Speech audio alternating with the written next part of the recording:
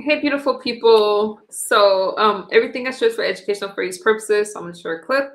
We have midterm elections coming up next year, and I'm kind of nervous about it. Let me play this video. I hope that my sound is okay.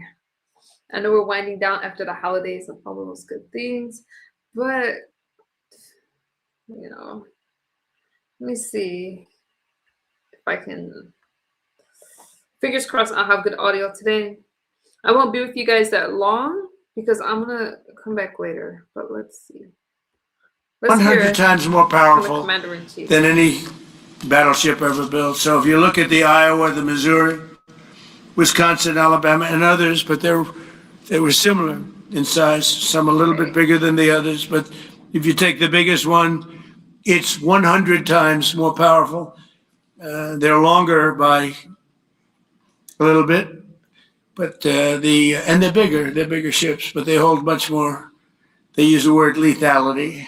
Battleships are the largest, sturdiest, and most heavily armed vessel built specifically for naval combat. While America has built many new warships over the years, they've tended to be smaller, much smaller, and not conducive to where we are and where we're going, and peace through strength. But including, we've been building aircraft carriers. We're going to be upping that also. We're going to be going to a superior aircraft. We have the Ford class. We're going to be upping that to a different class of aircraft carrier. And we haven't built a battleship since 1994. These cutting-edge vessels will be some of the most lethal surface warfare ships. It will be actually the most ever built other than our submarines. We have submarines which will have, in many ways, even more lethality, and we have many of them under construction. Each one of these will be the largest battleship in the history of our country, the largest battleship in the history of the world ever built.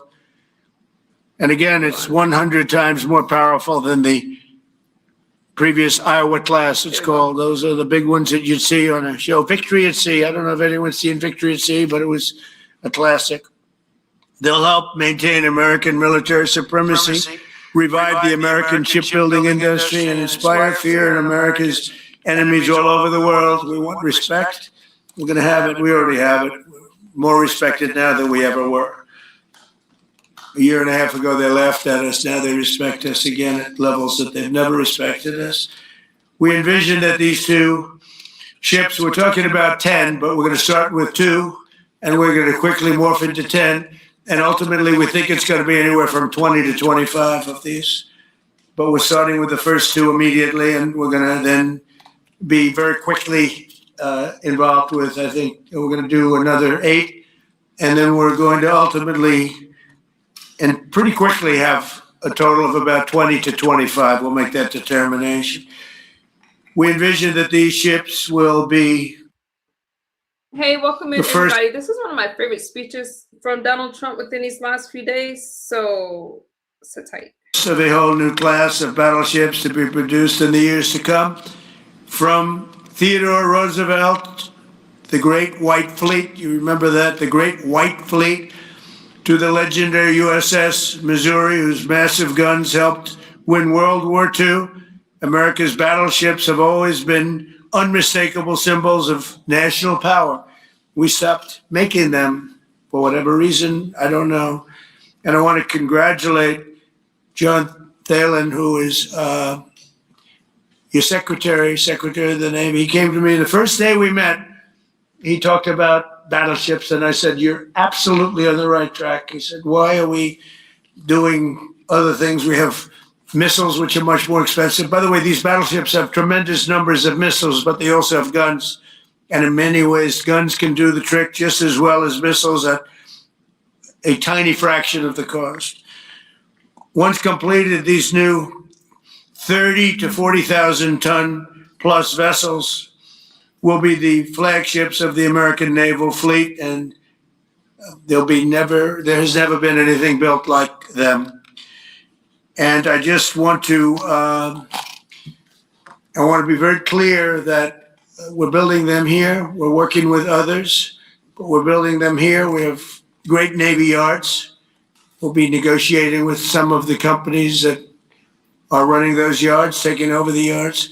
We used to build a ship a day during World War II. Now we don't do ships very much anymore. We do military ships. We do submarines. By the way, we're 15 to 20 years advanced in our submarines over anybody else. That was one of the things that I did in my first term. We make the best submarines by far in the world.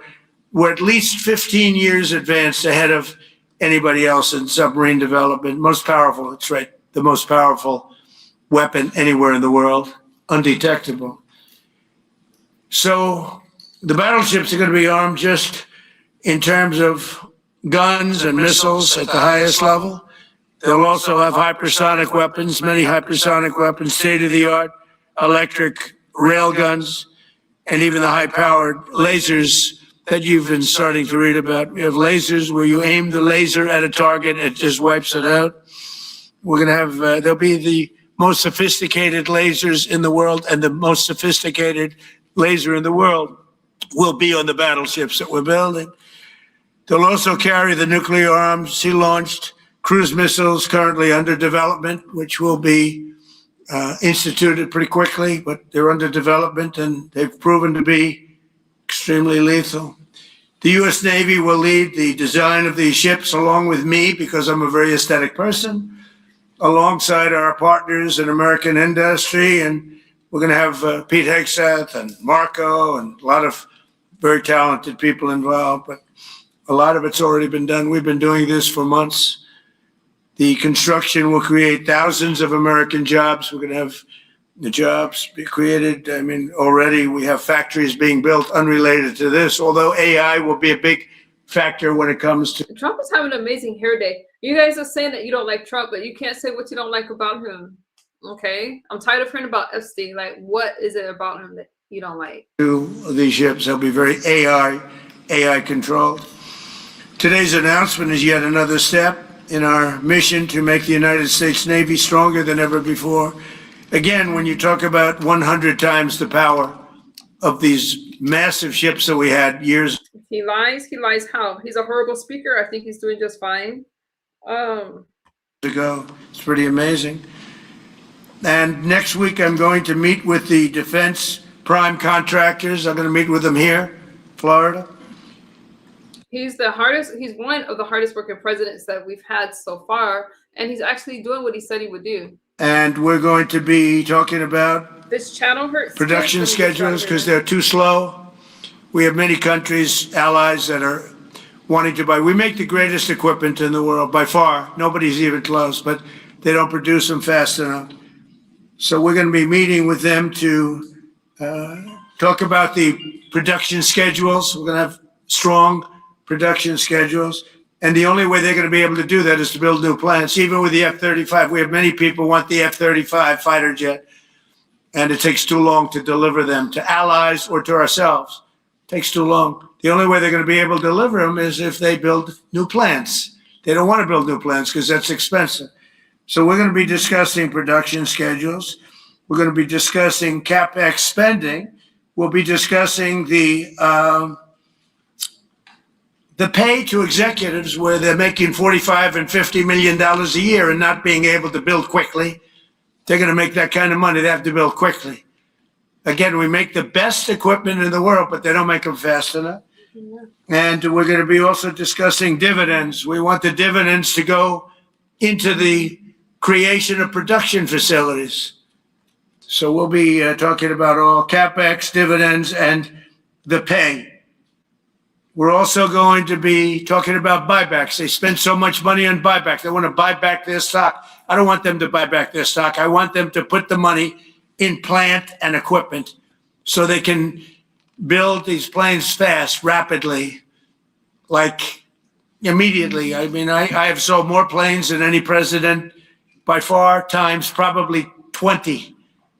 So every time I go someplace, I sell 100 planes. That includes commercial planes, Boeings, etc., but it also includes fighter jets.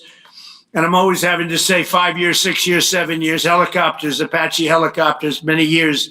India bought them. They want to get them. They don't want to wait a long time. So we don't want to have executives making $50 million a year, issuing big dividends to everybody, and also doing buybacks. And then they say, well, we don't have the money to build a plant. They got to build plants to make F-35s, plants to make helicopters, plants to make the F-47 new jet. And that's it. And that's what I'm going to be talking to them about. They're going to start spending money on building airplanes and ships and the things that we need, not in 10 years and 15 years. We need them now. And we're strong about it. Last week, the Navy announced a brand new class of frigate, and they're going to be working with the South Korean company. Hanwha, a good company, recently agreed to invest $5 billion in Philadelphia Naval Shipyard. We're opening up the Philadelphia Shipyard. Don't spam my chat with the same comment. I seen it the first time. Once a great yard. Now it was a long time ago decommissioned, but now it's reopening. Working with the Navy and working with companies.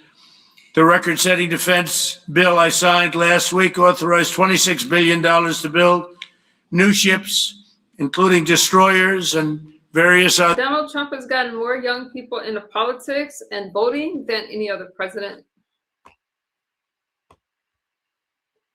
We already have a lot of submarines, as you know, under construction. We're building a lot of submarines. I tell you, to be exact, we have right now 15 submarines under construction or ready to start. And we have, again, the greatest submarine in the world with our technology, like they talk about chips. Well, I would say submarines are a bigger deal than chips. We're at least 15 years ahead of any other competitor. China, Russia, nobody can come close. We're also building right now 3 large aircraft carriers in addition to the ones we have. And we have actually, interestingly, we have a lot of submarines. How many submarines do we have now altogether, approximately? Huh? What? Over 30. We have over 30. But these are the super duper subs, and there's nothing like them. So we're going to be doing from 12 to 15 brand new submarines. We have a couple of other things going on. We'll be building other elements of Navy. We'll be fixing up headquarters. We'll be fixing up places for our great sailors to live. And we're going to be working very hard with companies, but we're also going to be penalizing companies that aren't doing a good job. For instance, when they built the Ford, Gerald Ford, the cost overruns were ridiculous. That was done in Norfolk, Virginia. We're going to be talking about that with that company. The cost overruns were out of control. In World War II, the United States built upwards of 4 ships per day. Can you believe it? 4 ships a day on average. And now there weren't all big warships, but there were ships, freighters, tankers. And it's a tragedy that we allowed this incredible capability to just go astray. We don't do that much anymore. We do build our warships, but that's about it. But that's a lot. We're going to restore America as a major shipbuilding power. We're going to ensure the USA is the most powerful. I'm not usually this quiet, but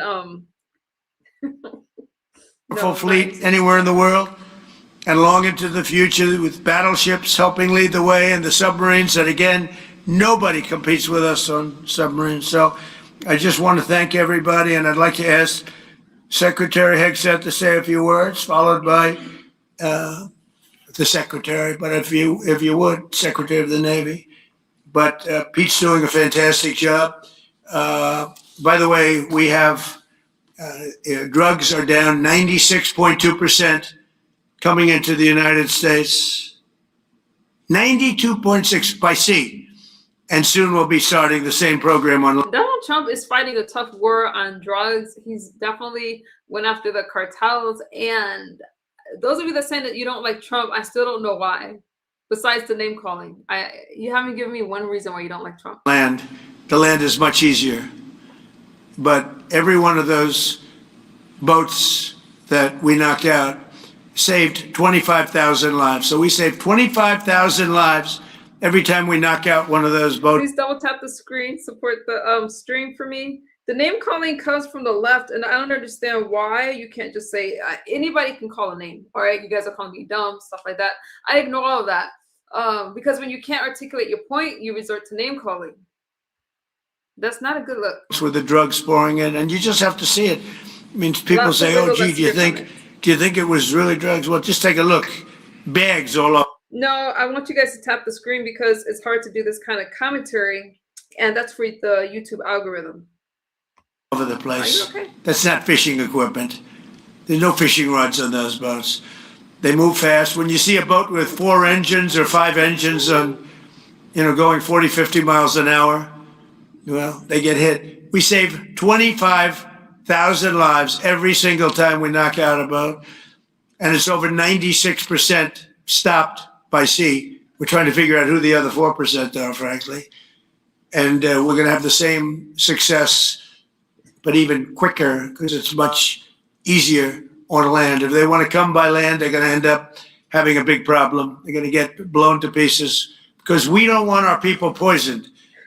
300,000 people died. Probably last year, 300,000. A lot of people say it was 200. Somebody said last night, it was only 175,000 people. That's like 3 stadiums, big football stadiums filled up with people died. But I think the real number is 300,000.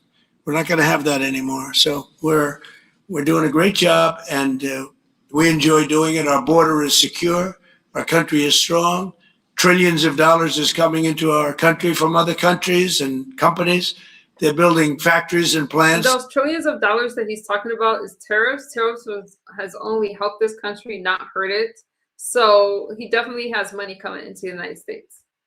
And I'm not trying to convince you guys to like Donald Trump at all. Including auto plants all over the United States of America. Without tariffs, they wouldn't be doing anything, although they were very happy with the November 5th election. But it's only because they want to avoid paying tariffs that they're all coming in. And again, the biggest number was $3 trillion in history. That was China many years ago. Now it's $18 trillion, and that's just in 10 months. We think we could hit $20 trillion. That's investment in the United States, including plant and equipment. So thank you very much. And I'll ask Pete to say a few words, and then John. And if you have any questions, we'll take them. Thank you. Well, Mr. President, you're exactly right. There are no fishing poles, no fishermen, and no fishing boats, just drug dealers and narco terrorists. And with every strike, we're saving American lives. No other president was willing to do real deterrence. That's exactly what's happening. It's an honor to be here, Mr. President, Mr. Secretary, Secretary Rubio, to talk about what peace through strength really looks like. You can talk about it, or you can invest in it, and you can build it. And that's exactly what President Trump is doing. At the Department of War, we're restoring the warrior ethos. In fact, the president mentioned the NDAA. We put into law merit-based. We put into law getting rid of DEI and political correctness. That's now part of how our military operates. And you've seen it in record recruiting, the spirit at the Department of War. We're rebuilding the military. President Trump did it once. He's doing again with historic investments today in shipbuilding. And we're reestablishing deterrence, whether that's at the border, whether it's through Golden Dome, what happened with Midnight Hammer and what Iran found out, those drug boats, and of course the Houthis opening up the shipping lanes. American strength is back on the world stage. And the announcement of the Golden Fleet, anchored by new battleships, the biggest and most lethal ever, accomplishes all 3 of those things and marks a generational commitment to American sea power. Across the entire department, we are developing new operational concepts, deploying cutting-edge technologies, and making major investments, including in our Navy.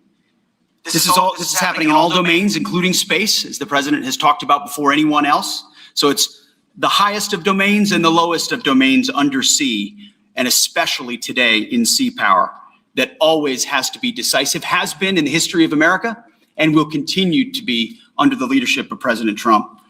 We will make sure that anything that flows from our country and with our allies flows freely and uncontested.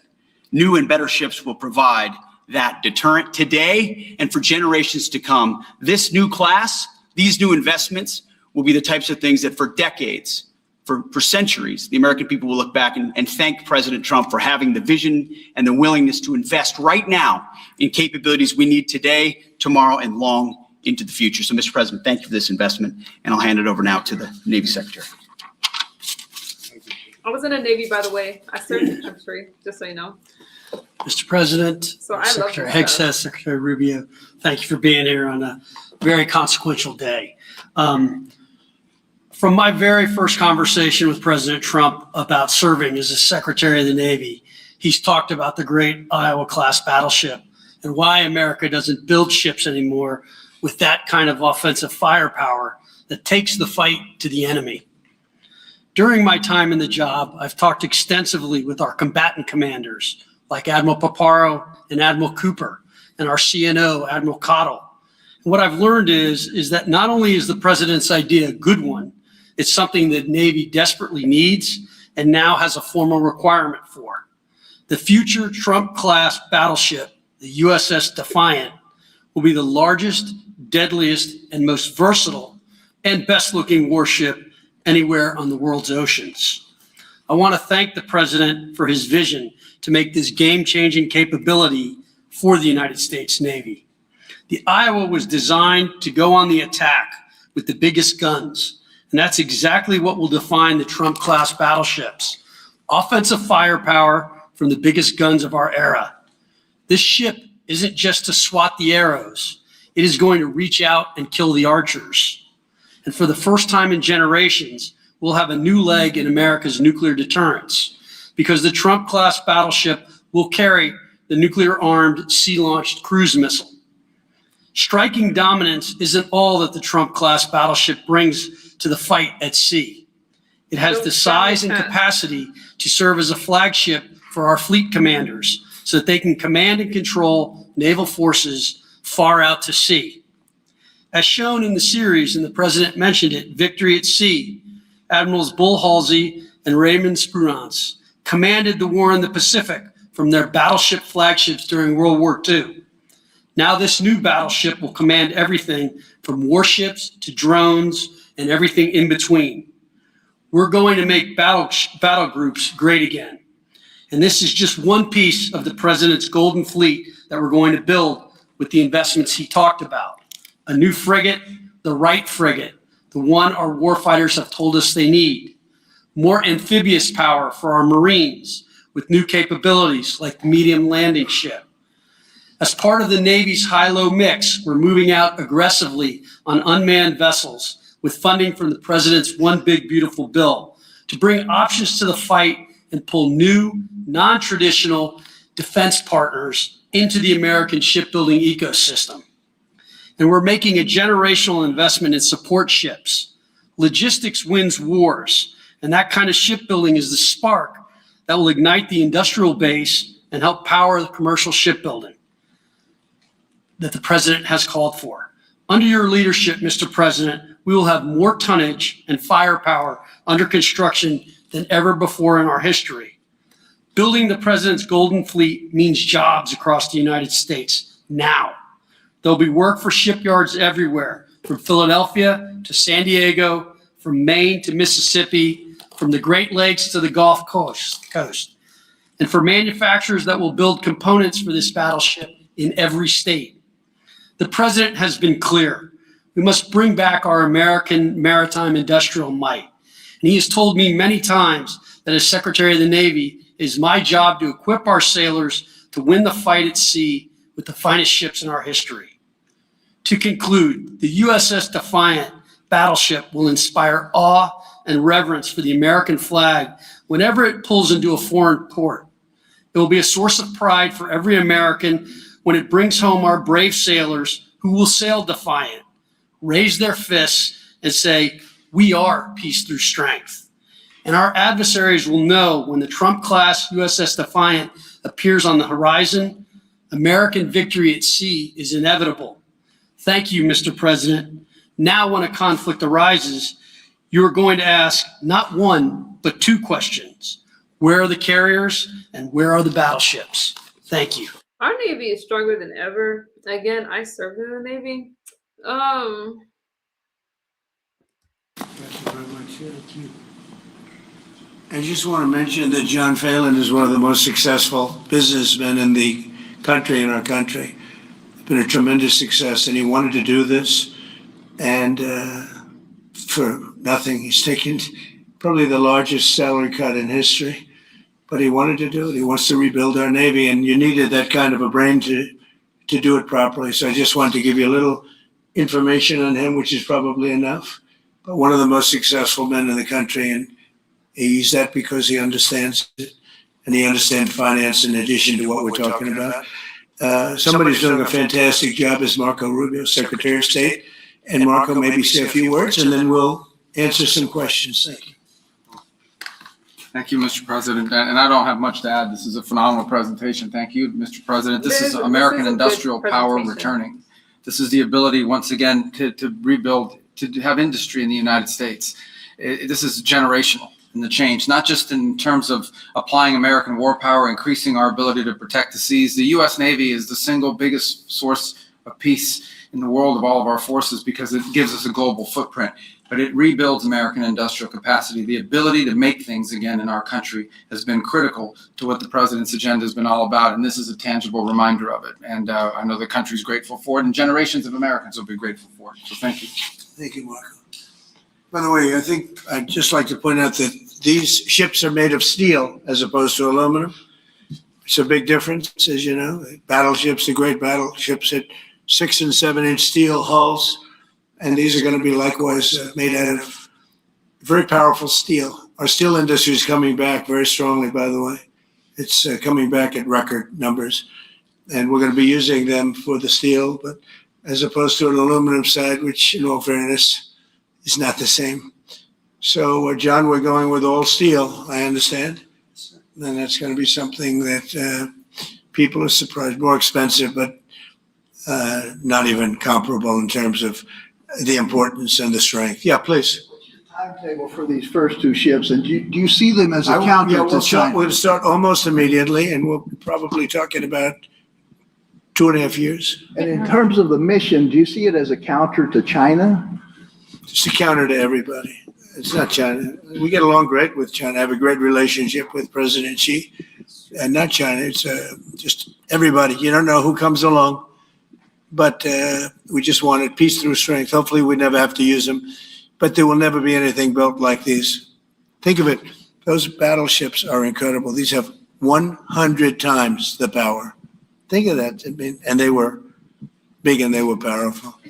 You know, I thought about taking some that are in dry dock and changing them. And then when I said that, you know, if we did, would be about, we could increase, if we doubled them, they'd be at like just a tiny fraction of what one of these was. This is the new technology, which is incredible. So we decided pretty early on not to do that. Yeah, please. Mr. President, Julio Rosas with Most Peaceful Media. You just referenced the lower amount of illegal drugs that are coming by sea, and you just said that you're going to start that same program on land soon. Are you just referring to Venezuela, or are you referring to other countries in Latin America? Anywhere drugs are pouring in, anywhere, not just Venezuela. No. Yes. Speaking of Venezuela, oil, what are we going to do with the oil that we have? Going to do with what? The oil that has been seized. The United States seized 1.9 million barrels of oil on December 10th. We're going to keep it. We're keeping it. Where's it? Are we going to sell it or put it in the strategic oil? Maybe we'll sell it. Maybe we'll keep it. Maybe we'll use it in the strategic reserves. We're keeping it. We're keeping the ships also. Yeah, please. About Venezuela, sir, have you spoken to American oil companies that have had their assets seized about what a post-Maduro Venezuela would mean for them, of what coming back and restarting operations? The big ones, yeah. I have. Yeah, please. Why do you feel like this initiative was neglected for so many years? And does this come amidst the rising tensions between the U.S. and Venezuela? We're talking about with Venezuela? Yes. Well, you had a different kind of a president before me. They didn't mind. He's so calm, and he's knowing that he's talking to news outlets that doesn't like him. He's very transparent, and he lays out everything that he's going to do and what his plans are, despite the pushback that he gets from people. Being ripped off. They didn't mind being robbed. They didn't mind drugs pouring into our country. They didn't mind the jails of Venezuela and Trinidad and Tobago being emptied into the U.S., where they take over Colorado and other places. I do mind. So you had a different kind of a president. I hope people are enjoying it because we've never been respected more than we are now. Yeah, please. Thank you. Thank you, Mr. President. Were you surprised by the number of photos of Bill Clinton in the Epstein files? And can you commit to their By full? what? And were you surprised by the number of photos of Bill Clinton in the Epstein files? And can you commit to their full release by the end of the year? Some of the Did you guys keep talking about the Epstein files? Did you see the picture of Clinton? Oh, did you guys see the picture of Clinton in the Epstein files or no? victims were protesting that too many of them were redacted. I know there are a lot of people that are angry about all of the pictures of other people, but I think it's terrible. Look, I like Bill Clinton. I've always gotten along with Bill Clinton. I've been nice to him. He's been nice to me. We've always gotten along. Respect him. I hate to see photos come out of him, but this is what the Democrats, mostly Democrats, and a couple of bad Republicans are asking for. So they give me their photos of me too. Everybody was friendly with this guy, either friendly or not friendly, but he was around. He was all over Palm Beach and other places. The head of Harvard was his best friend, Larry Summers. And Bill Clinton was a friend of his, but everybody was. I actually threw him out of Mar-a-Lago. And as a person that was in Mar-a-Lago, I threw him out. This is Mar-a-Lago. It's the hottest place I think it's the hottest place in the world, but it's the hottest place in Florida. And everybody would come here. He'd come here. We actually threw him out. But no, I don't like the pictures of Bill Clinton being shown. I don't like the pictures of other people being shown. I think it's a terrible thing. I think Bill Clinton's a big boy. He can handle it. But you probably have pictures being exposed of other people that innocently met Jeffrey Epstein many years ago. And they're, highly respected bankers and lawyers and others. And they'll end up, because of guys like Massey, who's a real lowlife, whose polls are down to about 9%, by the way, in the great state of Kentucky. If you look at Kentucky, Kentucky is such a great place, but I don't know, they've got a couple of people in there that are very strange in terms of leadership, but Massey's a loser, and he likes it, and that he works with the Democrats. He's just being used by the Democrats, because what this whole thing is with Epstein is a way of trying to deflect from the tremendous success that the Republican Party has. Like, for instance, today we're building the biggest ships in the world, most powerful ships in the world, and they're asking me questions about Jeffrey Epstein. I thought that was finished. I believe they gave over 100,000 pages of documents, and there's tremendous backlash. It's an interesting question because... Okay, you guys keep talking about Donald Trump with the Epstein files, but again, we're talking about Clinton and nobody mentions it. If there is really something with Donald Trump and these Epstein files, it would have come out during the Biden administration, especially before the election. Because a lot of people are very angry that pictures are being released of other people that really had nothing to do with Epstein, but they're in a picture with him because he was at a party, and you ruin a reputation of somebody. So a lot of people are very angry that this continues. A lot of Republicans are angry because of the fact that it's just used to deflect against a tremendous success. Look, we have $18 trillion coming into our country. We have, I believe, we're going to have the most successful economy in history. We inherited a mess. Now prices are coming way down. Gasoline is less than $2 in some states, $1.99, $1.97, $1.95 a gallon. $1.95. Think of that. A gallon. Nobody ever thought they'd see that. They don't want to talk about that. They want to talk about Epstein. And the problem is a lot of Democrats are being caught up in the web, like Larry Summers. Larry Summers was the head of Harvard. He's now been forced to resign from every board he's on, and he was thrown off the Harvard board. Now he was at Epstein's Island a lot. I wasn't. I never went there, by the way. But fortunately, it's nice. But I never went there. But a lot of people did go there.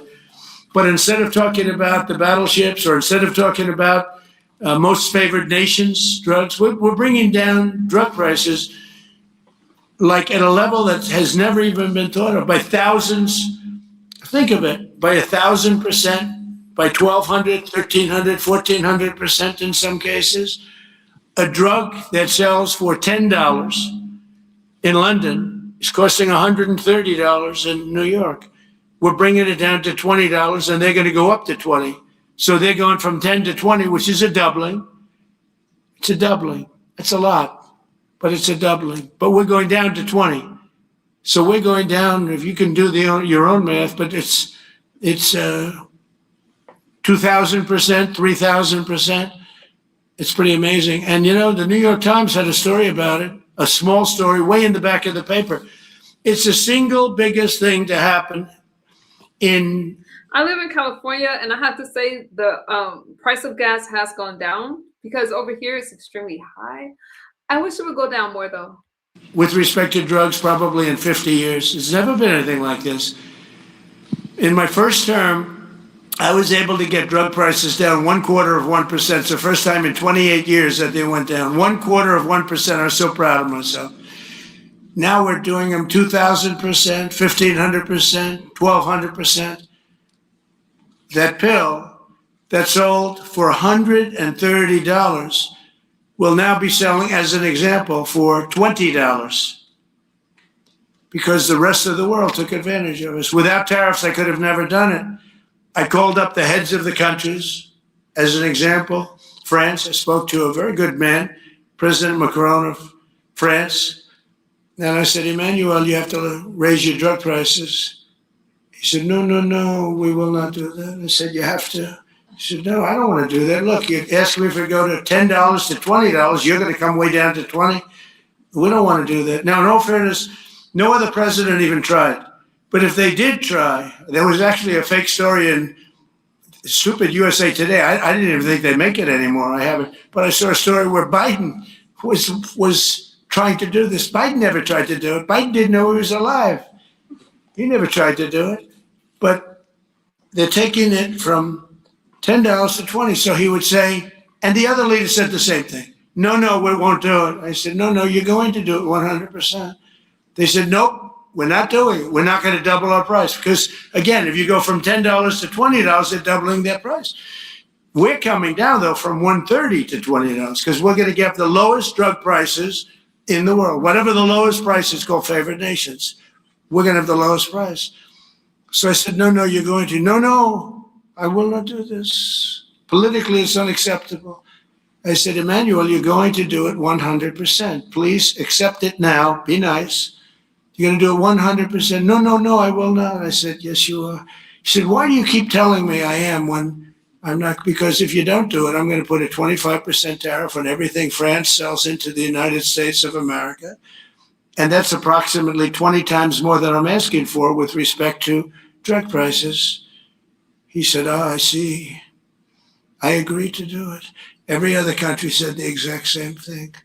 They all said, no, I will not do it. I said, all right, on Monday morning, you'll have the 25% tariff, everything you sell. In the case of France, it was wine, champagne, cars, everything they sell. It's 25 to 30 times the price of what we're talking about, at 25%. Every single country agreed. And that was the big problem. The drug companies were difficult, but fine, because we have a certain control over the drug companies. We had no control over these foreign nations. So every single country has agreed to do this. So we will take that pill price down as an example, talking about not just pills, we're talking about everything. We'll take it down from $130 a pill down to $20 a pill. And the rest of the world will take it from $10 a pill up to $20. It's the biggest thing ever to happen, and it's barely covered in the New York Times because it's a fake newspaper. Yeah. The United States pays the most in prescription pills, and it's not right. And Donald Trump is with Trump RX. I don't know if I like the name. Making the cost of prescription drugs lower. Mr. President, on shipbuilding, how is the administration plan to ensure that there's sufficient workforce availability as you're producing these ships? Could you speak up? How does the administration plan to ensure there is sufficient workforce availability as you're producing these ships? We're going to have it. We're going to have tremendous workforce availability. We're also going to have robots helping us. We're going to have a lot of robots helping us because we need it. And because we're going to town, we're building a lot between the AI and the auto plants. So we're going to need robots. We're going to have robots, but that's going to help us. We're going to have tremendous workforce. And in order to operate you're always going to need people. You know, you can have robots, but you're going to have to get somebody to start those robots, and you're going to have to improve the robots. But we're going to have robotic factories plus manpower. So we're going to have enough. We're going to need the help of robots and other forms of I guess you could say, employment. We're going to be employing a lot of artificial things, but the beauty is we're going to have more jobs than we've ever had. Just so you know, a number came out the other day. We have more jobs right now in the United States. More people are working right now in the United States than at any time in the history of our country. Think of that. Pretty amazing. So we'll have the help of, mechanical help, if you want to call it that, but we'll have tremendous employment. They'll be paid a lot of money. They'll do better than they ever did.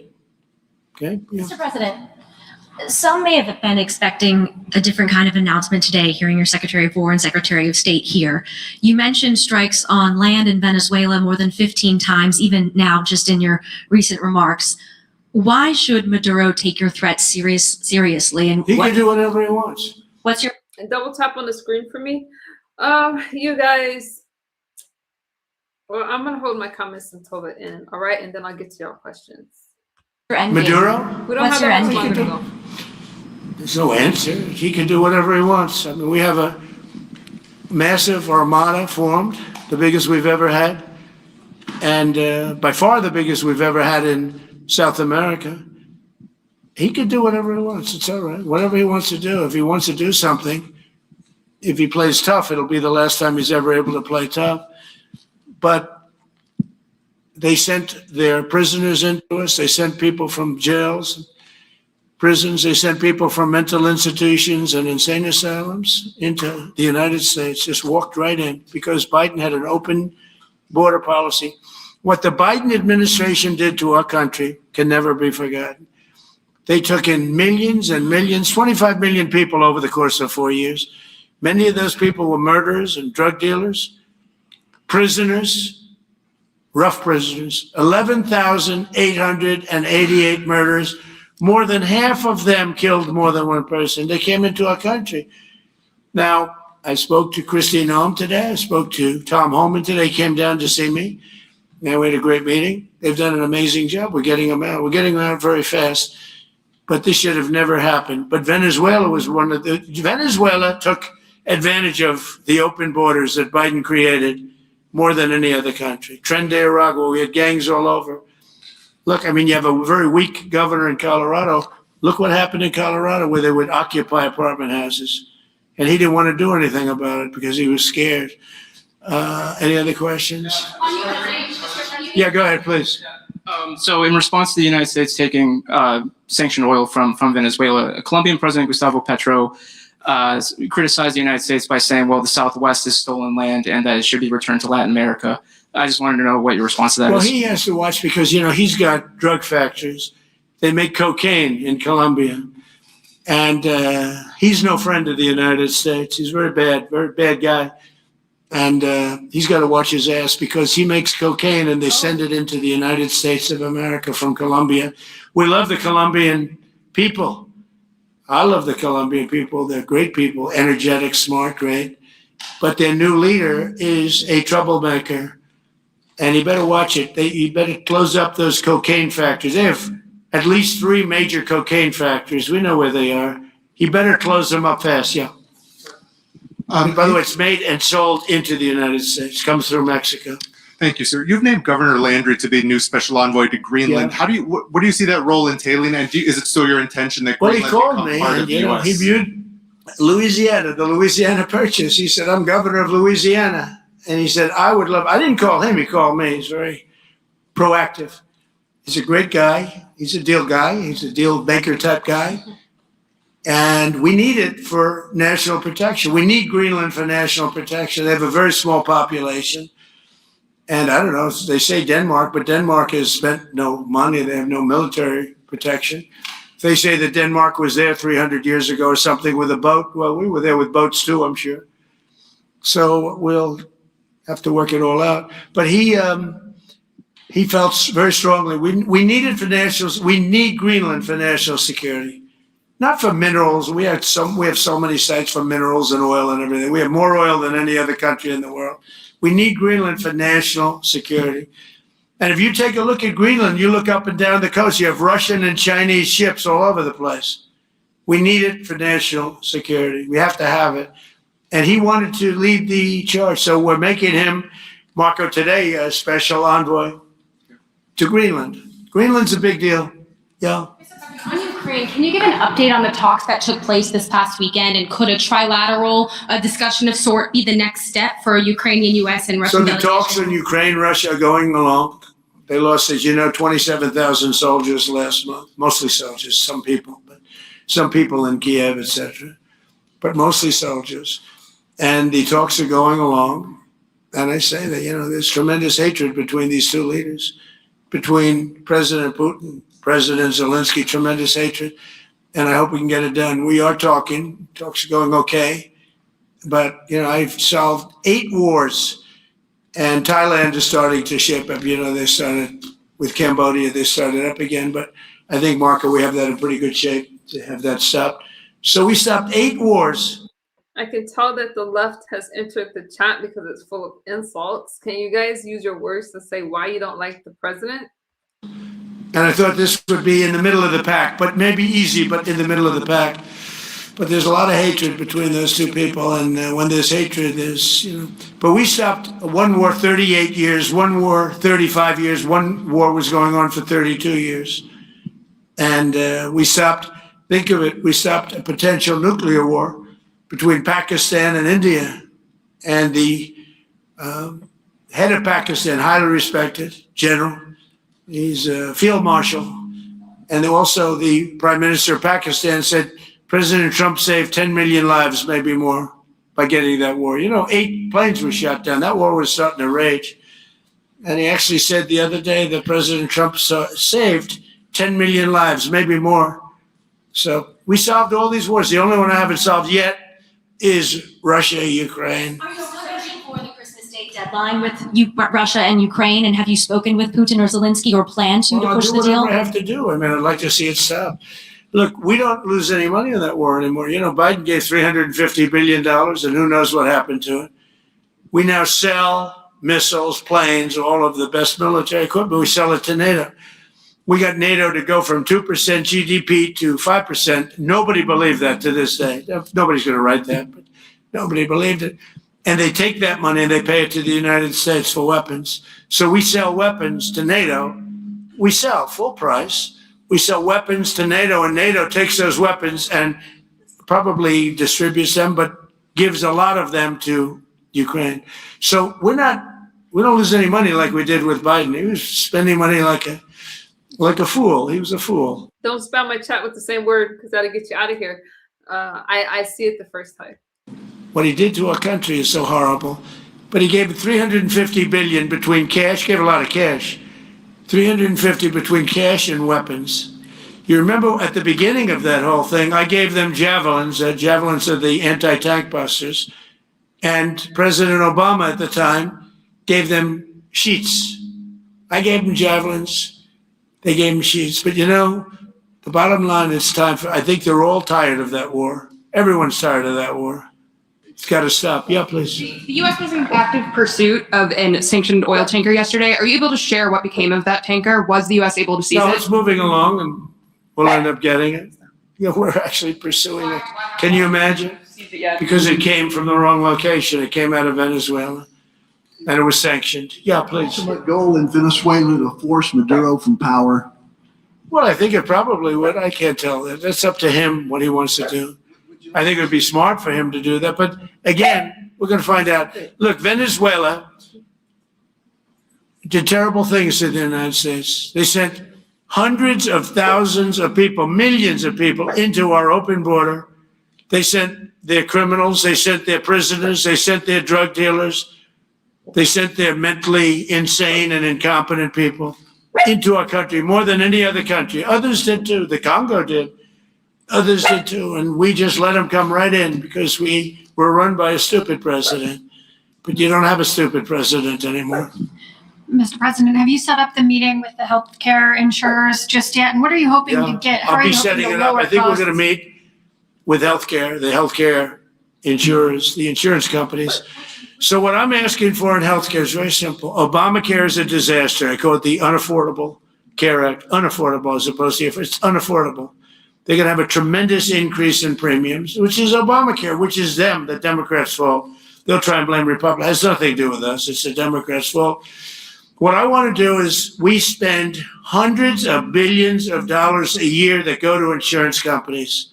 I want that money to go to the people and let the people buy their own health care. And everybody loves it. I love it. It's become our issue. Now, before I do that, I'll meet with the insurance companies, just as I met with the drug companies. As you know, we're meeting with 4 other drug companies, Johnson & Johnson, but they've all agreed. We're meeting with them this week. It's coming up. It'll be a similar meeting. They've all agreed. But nobody would have thought the drug companies were going to do what they did. Were they giving away free drugs? They've been so great. Okay? And we have most favored nations. Nobody thought that was possible. I don't think any other president ever tried to get it because they never thought they could. But with respect to the insurance companies, I want to meet. There's essentially 14 of them, 10 big, but there's a total of 14 pretty much, pretty big. And I want to meet with them and I want to say, I want you to cut your rates way down, way down. And maybe if they do that, we'll be able to not cut them out. We'll be able to continue to deal with them, which is probably a little easier process. I think the best process is pay the money directly to the people, let them buy their own health care. But I'm going to meet with them the first week back. I do it now, but they're trying to come up with a schedule. They want to meet badly. They've told me, but they want to come up with a schedule. I said, make it a good schedule. Your rates have to come way down. We're also going to meet with other insurance companies because under Biden, the insurance rates have gone through the roof. Auto insurance, home insurance. I mean, insurance companies are making far more than they're entitled to make. So we're going to be doing that. But just in the meantime, we'll be meeting with the insurance companies in the first week, the first few days back in Washington, because they're trying to come up with a proposal that will satisfy me. Thank you very much, everybody. Appreciate it. I hope you're going to enjoy the battleships. They're going to be beautiful. Thank you. And have a great Christmas if I don't speak to you. Thank you very much. That was a lot. Thank you very much. Okay, you guys, let me get to a few of your comments.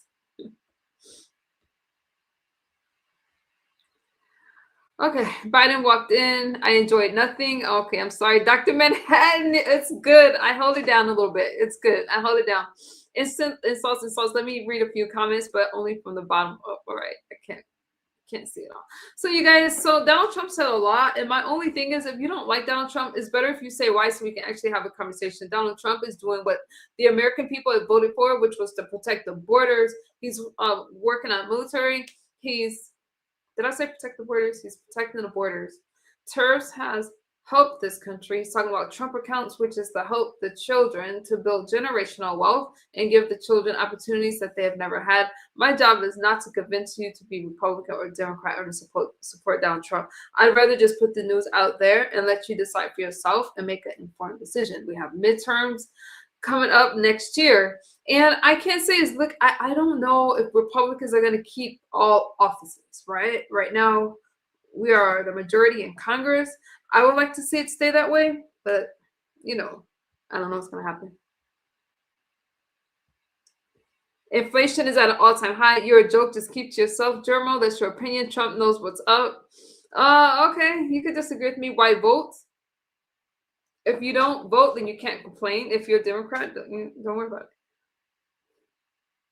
Says, good luck, KB. Why pay for tariffs? That is a whole string in itself. I told you what I don't like about Trump. I was mad in my chat though, so it was hard for me to look at all the comments. Hell no, he needs to be impeached. Impeached? Why? Alvin says I'm doing fine. Okay. Hi, Catherine. Okay, I see you guys. So that was a lot. Inflation being up is not an option. It's a fact. The cost of groceries have gone down. I live in California, and I was telling you guys earlier that I went to buy eggs, and it was a lot lower. Dr. Manhattan says it usually swings the other way depending on who's in power. Not a MAGA cheerleader. Sorry, I'm not MAGA. I have never claimed to be MAGA. Megan, hi, I see you. Thank you so much for the support. I really appreciate you, and I appreciate you guys that do support my stream and my commentary. Did you guys see people coming in talking about just striking me and all those kind of things? Why? There's something wrong when you're telling me that you have to think like, not everybody has to be Democrat.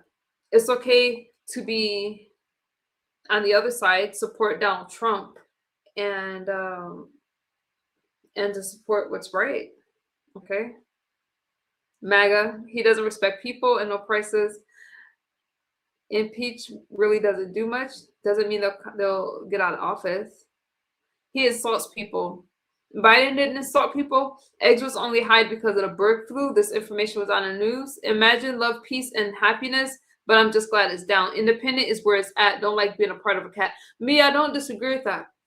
I know a lot of independent people that are wonderful. They're great. I just think that it's wrong to demonize the right. Okay, that's saying that all Democrats are right, their views are right. I don't believe in men being in women's sports. Okay, men are men and women are women. I should be able to say that without being canceled. I'm against genocide. I'm against genocide too. We're not talking about Trump's disrespectful insults. We're talking about Trump's disrespectful insults, not Biden. But I didn't see you guys when I was streaming about President Biden. You guys were not in my chat saying that he's disrespectful. Bro, Trump is a racist and Biden wasn't. How can you say Donald Trump is a racist? And we deal with racism every day. I thought that we were trying to let go of aren't the people that say that Donald Trump is a racist are the same people that don't like when blacks cry out talk about racism. So you can't have it both ways. You can't call racism and get upset when a group of people talk about racism. Tired of hearing it, don't want to hear it.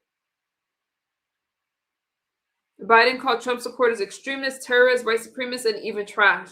Exactly. Trump is real. Okay.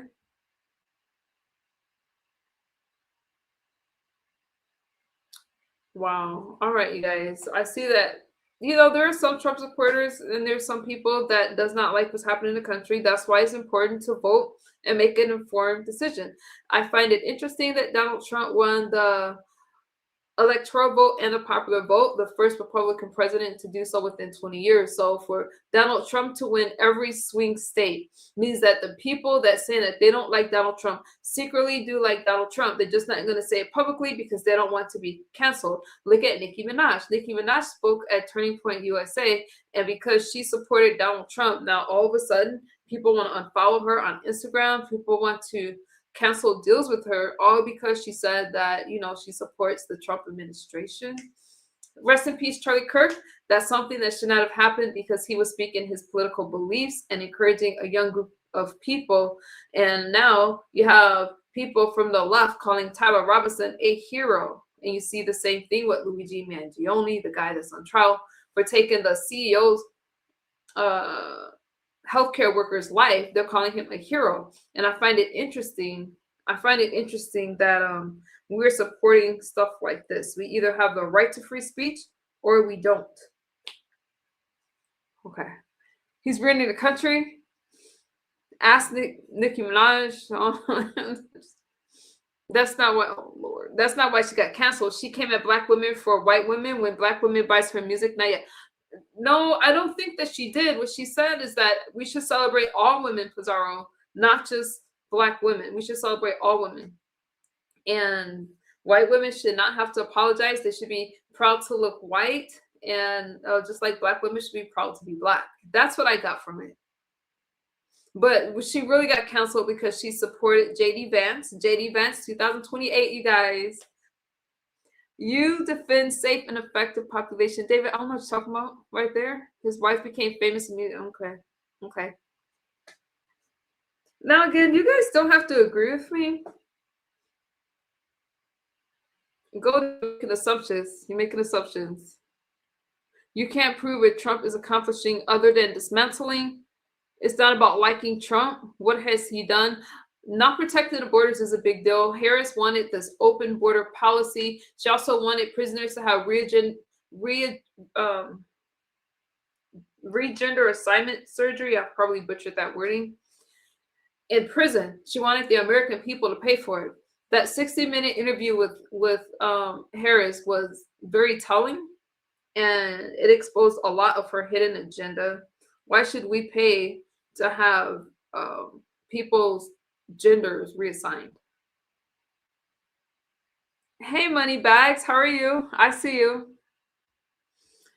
Sorry, JD Vance has a great chance of winning. I think that JD Vance will make a fine president, but I'm not here to convince you how to vote. That's the last thing that I want to do.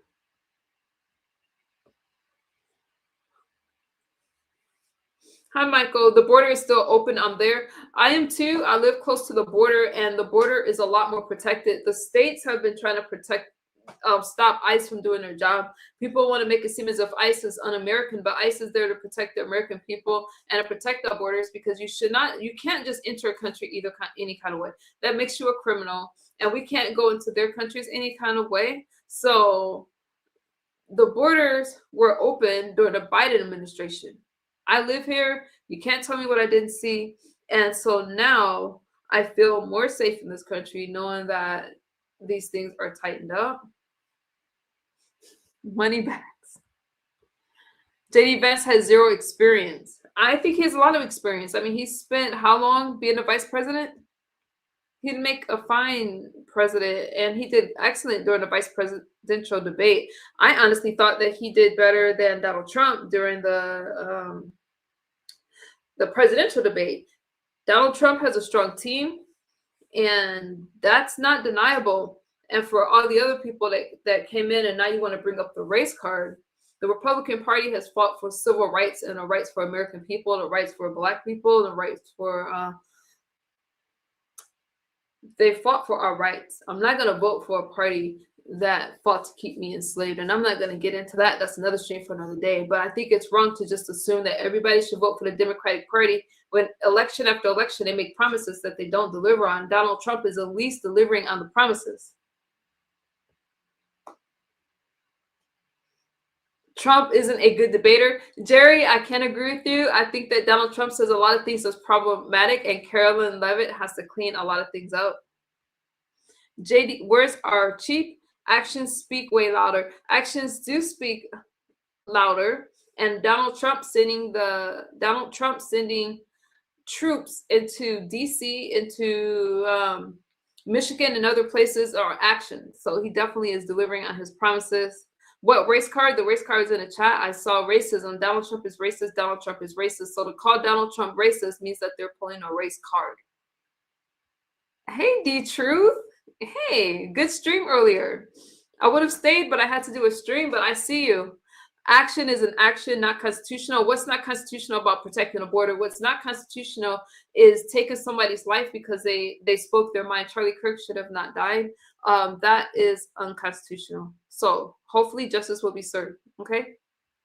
Vance is trying to relate to people about the line that he lived in. I don't know about that, Jeremy. That's not a race card, Mikey. If that's not a race card, then what's the race card? You can't just make up definitions as we go. Now it's not the race card. If you bring up race, that's pulling a race card. You can't change the definition to fit your argument. So Vance can speak well just like Obama. You guys, that's not even relevant. That's not even relevant.